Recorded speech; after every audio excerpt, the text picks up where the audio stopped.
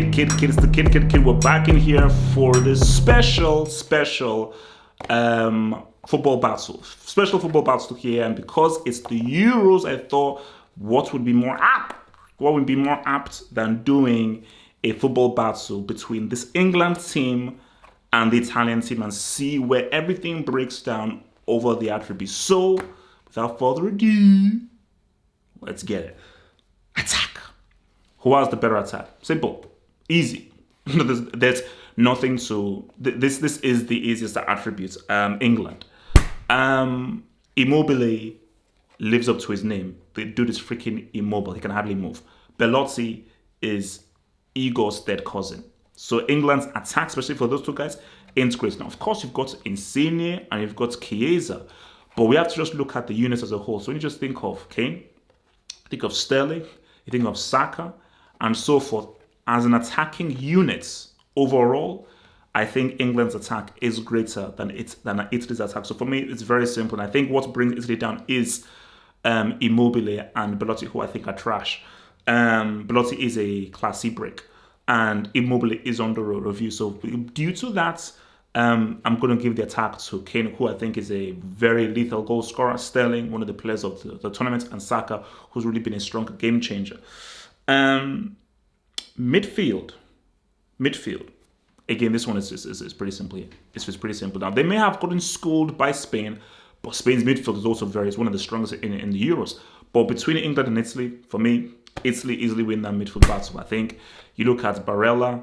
So basically, you look at Barella, your boy, whether it's Marco or Locatelli, and of course your boy Jorginho.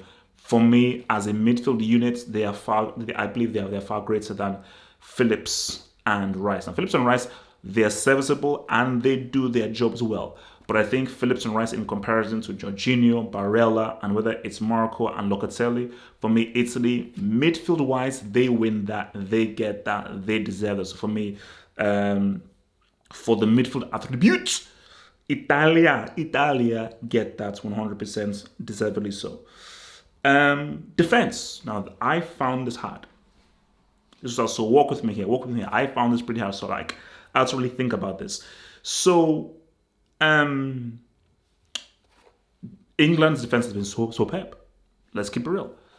They've only considered one goal, and not from open play. That one goal came from a free kick, so they've still not considered a single goal from open play, because I judge a defense as to whether you concede through open play. So in my opinion, they've not actually conceded, because a free kick has nothing to do with a defender's defending. So that is a great attribute in and of itself, and I think Maguire and Stones have been superb. Shaw, Carlos, Kyle Walker has been big time, and Pickford, he's done his thing. But you look at what Italy have done, and remember, Italy have faced far tougher opposition. So there's people that say, oh, they've conceded, but look, they faced freaking Belgium, and they faced freaking they faced freaking Italy. No, sorry, they faced Spain and Belgium, two very tough teams, two really tough teams. So despite that, I think Georgia has had a huge tournament, and Bonucci has been a great co-pilot for him. Spinazzola was one of the players all the tournaments until he got injured, and I think your boy Di Lorenzo has come in and done a very good job. So I was like, England, look at how good they've been in this Euros, but look at how good Italy have been, especially against better opposition. But what tipped the scale for me, because I think when you look at the back fours of both guys, it's it's watertight. What tipped the scales for me is Donnarumma.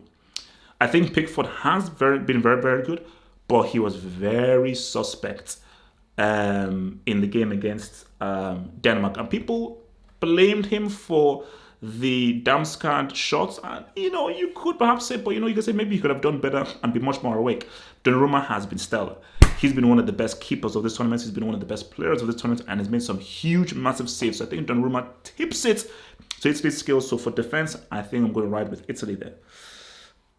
Manager. This is an interesting one. This is an interesting one. Both great managers.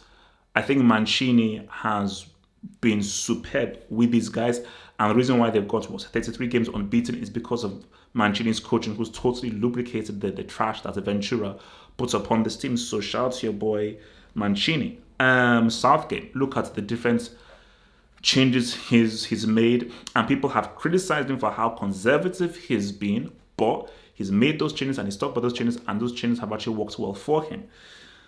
So two very different styles, two very different approaches. Italy far more attacking, England a lot more conservative. But between the both of them, the better manager.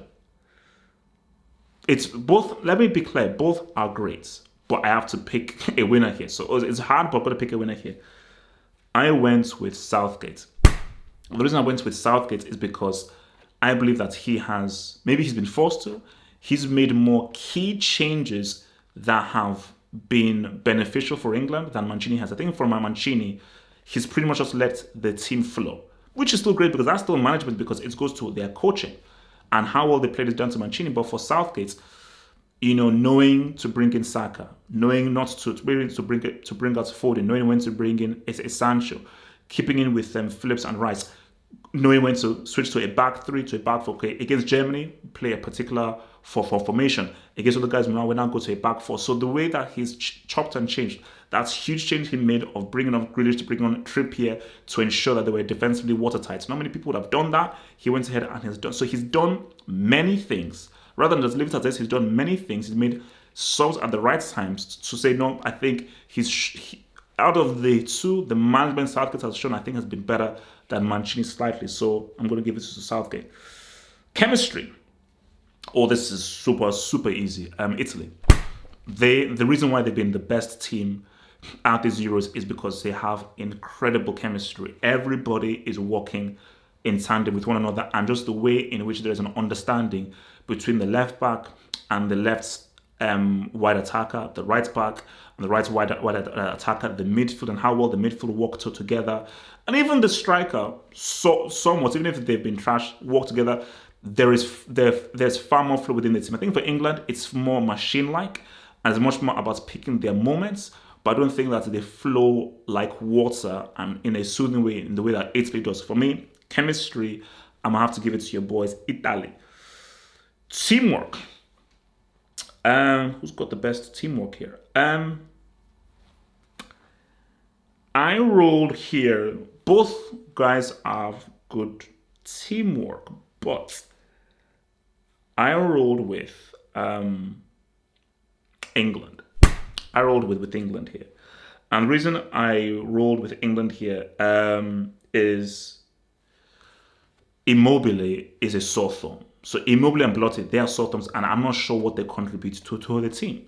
England, every single person on the team contributes. So there isn't a sore thumb, there isn't a bad egg. Every single person contributes to the team. Everybody contributes defensively, everybody makes their contribution offensively, but everyone has a role that they contribute. Now, if this was done back in the group stage, then maybe Italy would win because Kane was a non-entity because they were playing like with 10 men. But ever since the knockout stage, Kane has now come to contribute, and now I just feel, for me, what gives England the edge is Kane finally contributing, and Immobile and Belotti, for me, hardly doing anything. Everyone else in Italy is popping off, but those two strikers, straight trash. So for teamwork, give it to England.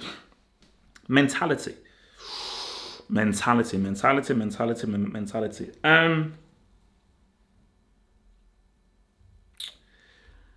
I rolled here with Italy here. I rolled here with Italy here because for me, Italy have had a tougher path. That game against Belgium, especially when Belgium were coming for them, and and the Belgian goalkeeper was really, really causing them some serious issues. It was tough. It was tough. So for me, I feel that like England showed great mentality, in the German game, even the game against Denmark. But for me, I think my mentality comes with doubt and degree of difficulty. Italy have had a much more difficult path, and especially that Spain game. I mean, what tips it for me is the Spain game, because Italy had to dig in deep, keep themselves in the game when Spain were totally dominating game, and then they were able to hold the nerve, apart from Locatelli, hold the nerve in the penalty shootout to get it done. So for me, that's the mentality I think Italy have shown coming through the much tougher path of Mordor. For me, gives them a stronger mentality, I think, than England in that. Bench. Whose bench is stronger? This is too easy. I think England may have the strongest bench.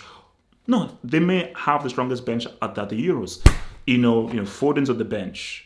Grealish is on the bench. Sancho is on the bench. You have Tyrone Mings is on the bench. So you have really good guys. Henderson as well as on the bench. So there are really good guys who are starters for the club and so forth on their bench.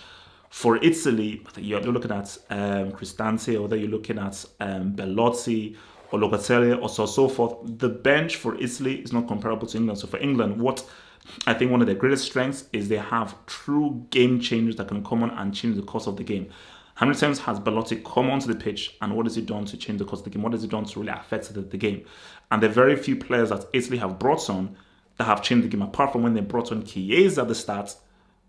But ever since then, Chiesa has now been a starter for the team. So for me, I think for the bench, England gets that. And finally, individuals. Who have more of the individuals? I mean, look, you've got Insigne. You've got your boy, Clutch Chiesa. You have your boy Barella can do something. You have Georgia holding it down. Again, Spinazzola was a huge miss. But for England, look at what Luke Shaw has been doing.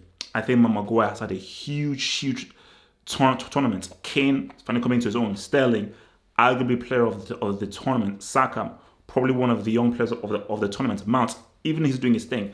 I think for individuals and individual game changers and so forth, I'm going to have to give it to England. England have much more individuals that can affect the game on a greater level than I think Italy do. Italy have their individuals, only Clutch Chiesa, Insigne, your boy Giorgio, but there are too many names from England, from Sterling, Kane, your boy Roberto Carlos, and all those good guys that are able to do that thing. So for individuals, England get it. So for me, let's just see where we're at. So 1, 2, 3, 4, 5. So 5-4.